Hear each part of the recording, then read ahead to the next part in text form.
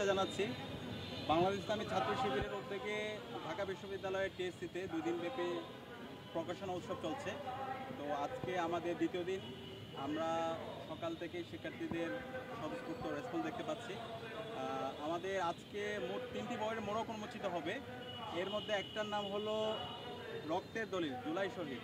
তো এই বইয়ের মধ্যে মূলত হচ্ছে জুলাইয়ের যারা ছাত্র শহীদ আছে, ছাত্র শহীদদের আমরা তাদের জীবনী, তাদের ফ্যামিলির, তাদেরকে নিয়ে স্মৃতিগুলো আমরা সংকলন করার চেষ্টা করেছি। আমরা সকল শহীদ পরিবারের কাছে গিয়েছি।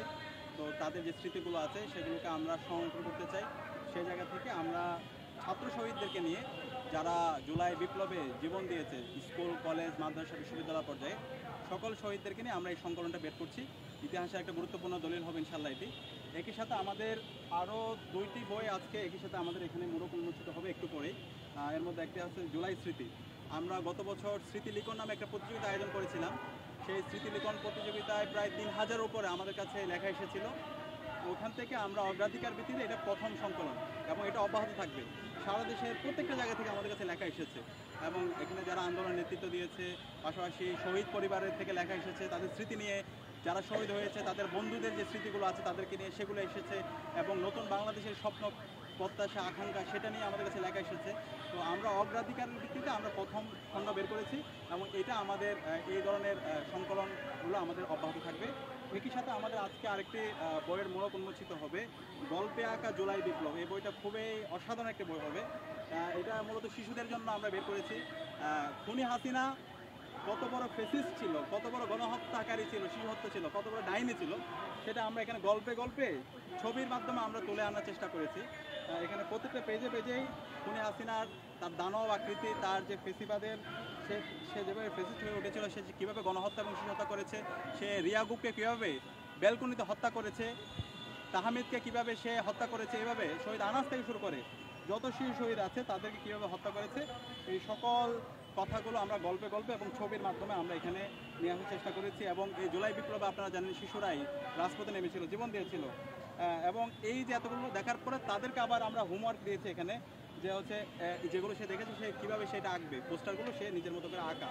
মানে এটার মূল উদ্দেশ্য হচ্ছে তারা যেন ধারণ করে হাসিনা সে যে একজন খুনি, সে একটা যে ফেসিস, বাংলাদেশে পরবর্তী প্রজন্ম যেন জানতে পারে খুনি হাসিনা বাংলাদেশে কিভাবে এই সম্ভাবনা একটা দেশকে জাহান্নাম বানিয়েছিল, কিভাবে গণহত্যা এবং শিশু হত্যা করেছে, হাজার হাজার আমাদের ভাই বোনদেরকে শহীদ করেছে। তো এই পরবর্তী জেনারেশনকে তাদেরকে জানানোর জন্য এবং খুনি হাসিনার বিরুদ্ধে তারা যেন সবসময় তাদের প্রতিবাদ প্রতিরোধ জারি রাখে, সেটার জন্য আমাদের এই শিশুদেরকে তাদের মধ্যে সেই চেতনা জাগ্রত করার জন্য আমাদের এই আয়োজন। তো আমরা আশা করব এই যে 3টে সংকলন বের হচ্ছে, এটা ইতিহাসের একটা গুরুত্বপূর্ণ দলিল হবে, শোকপাঠ্য হবে। আমরা সবাই অনুরোধ করবো এই সংকলনগুলো সংগ্রহ করার জন্য। একই সাথে এটা শুধুমাত্র শিবিরের কাজ না, আজকে আমরা যা করতেছি এখানে আমরা জুলাই বিপ্লবের নিয়ে গল্পে আঁকা জুলাই বিপ্লব করেছি, জুলাই স্মৃতি করেছি, রক্তের দলিল করেছি, এগুলো কিন্তু গভর্নমেন্টের কাজ। কিন্তু আমরা খুবই কষ্ট পাচ্ছি আজকে গভর্নমেন্ট, অন্তর্বর্তীকালীন সরকার যেভাবে জুলাইকে ধারণ করা দরকার সেভাবে তারা ধারণ করছে না। তারা কাজ করছে কিন্তু যেভাবে তাদের সুযোগ আছে সরকারের পক্ষ থেকে, সে জায়গায় তারা আমাদের কাছে মনে হচ্ছে সেভাবে তারা ধারণ করছে না। একই সাথে আমরা আজকে যাদের মাধ্যমে আজাদি পেয়েছি, আমাদের শহীদরা আজকে জীবন দেওয়ার মাধ্যমে আজকে আমরা নতুন বাংলাদেশ পেয়েছি। শহীদদেরকে যেভাবে ধারণ করা, শহীদদের আকাঙ্ক্ষাকে হচ্ছে সব জায়গায় ছড়িয়ে দেওয়া, সেটা আজকে আমরা দেখতে পাচ্ছি না। আজকে আমরা রাজনৈতিক দলগুলোর মধ্যে বিভাজন দেখতে পাচ্ছি এবং আজকে যখন জুলাই সনদ এবং জুলাই সনদের আইনি ভিত্তি এবং গণভোট নিয়ে যখন কথা হচ্ছে, আমরা দাম্ভিকতা দেখতে পাচ্ছি রাজনৈতিক দলগুলোর। তাহলে এই জুলাই বিপ্লবে যে 2000 আমাদের ভাই বোন জীবন দিয়েছে, এত মানুষ যে তারা পঙ্গু হয়েছে, তারা কি শুধুমাত্র একটা ক্ষমতার পালাবদলের জন্য? এটা খুবই অপ্রত্যাশিত। তো যারা এই ধরনের কাজগুলো করছেন আপনারা ভুল করতেছেন। ইতিহাস থেকে শিক্ষা নিন।